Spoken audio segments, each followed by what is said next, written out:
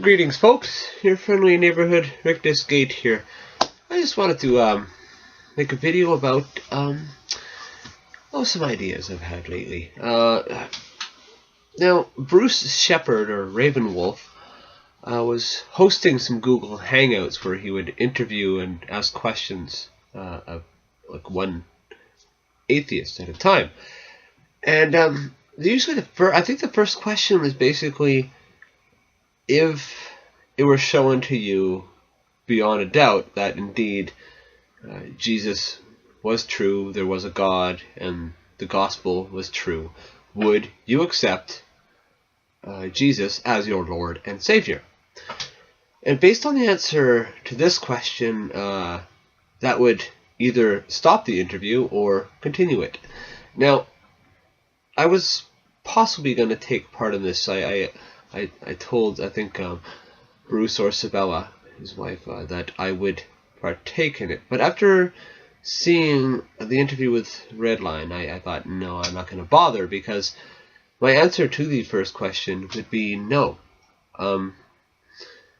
I would agree, okay, fine, there is a God, yeah, great, that's great, but I still would not want him as a Lord or a Savior, because I do not desire a Lord, and I do not require a Savior, I don't think. So, but anyways, that thought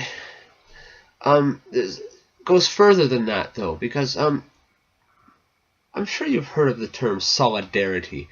I don't know what comes to mind when you think of solidarity, but there's a couple of things that come to mind. I was thinking of, in the 80s in Poland, the solidarity movement there, and the people sticking together no matter what, the odds. Another example is from Daniel in the Bible. So the Christians and theists and such should know about this. So in the time when the Jews were in exile in Babylon under King Nebuchadnezzar, and he had created a golden image of some sort and set it up in a great plain, and he made a law that said that when you hear all this music and all of this fanfare, that you shall drop everything you're doing and fall and bow and kneel in worship of this golden image. And if you don't, then you'll be thrown into a fiery furnace to be burnt to death if you do not comply to this law. Now, there were a few of the Jewish exiles who refused to bow when the time came. Shadrach, Meshach, and Abednego. Great names. I like Abednego. That's a great name. But anyways, so they did not do as commanded by the king. Now the king caught wind of this and demanded them to be brought to his presence to answer for their not bowing down and listening to the command. Their answer to the king was, we don't need to even answer you about this question, because our God is so great that even if you did throw us into the furnace, he would save us. Or, if he didn't, and we died anyways, then it would be known that we never complied, never bowed down to your God, and never worshipped your gods. So they were kind of in solidarity with God, solidarity with the Jewish people as well. So I guess that's supposed to be respectful and looked up to. So I take that as an example as well. My family, all of them, basically are atheist and or agnostic. All of them, my immediate family. My father right now is on his deathbed, and he's basically agnostic. When he dies, if the gospel were true, if the teachings in the Bible are true, he's destined to some form of discomfort for eternity. Whatever it is, whatever your interpretation of that is, he is destined to that. Now, I've also buried already two of my brothers in the past. One was an unrepentant homosexual and atheist. He is right now suffering discomfort. Another brother, an alcoholic and numerous problems with drugs, basically took his own life. He was atheist as well. So, he is in hell right now, or whatever it is, suffering some form of discomfort. My two other brothers who are still living, I've got 2 more left, they're both atheists as well. So, my mother as well. She's more agnostic. But, basically, my immediate family, all of them, will be going to some form of punishment based on a lack of belief. Now, and that's where I'm destined as well, I guess. Also, most of my friends here, where I live, are atheist or agnostic. Most of the people I care for and love are destined to some form of discomfort for eternity. So this makes me think,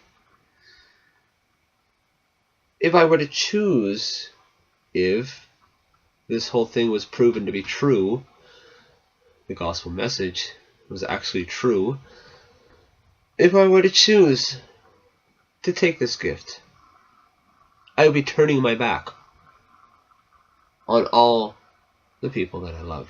Now, this is not an argument at all against the existence of God.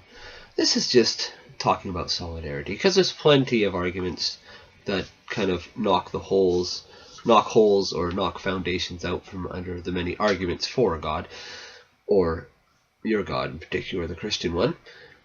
But it just it's something that speaks to me, that if I were to go to heaven, now, would I have any memories of my time here on earth? Because from everything I hear from all these people, they're all waiting to get to heaven to see their families again, waiting to get to heaven to meet their grandpa, to meet uncle, to meet aunt, to meet grandma. You know, that's what they're waiting for. Many of them are. Of course, Jesus is on top of all that, but the biggest thing is getting to heaven to see your family. Well, I'll get to heaven and I'll be the one standing by himself in the corner, because practically everybody I know and love, or would enjoy being around, would not be there. And if a big point about going to heaven has to do with seeing your family again, that means I must have memories intact about my earthly family when I'm in heaven, you'd think. Which means, if I chose this, if I took this gift, I will be standing up there as well with the memory of my earthly family, knowing that they are now suffering some form of discomfort forever.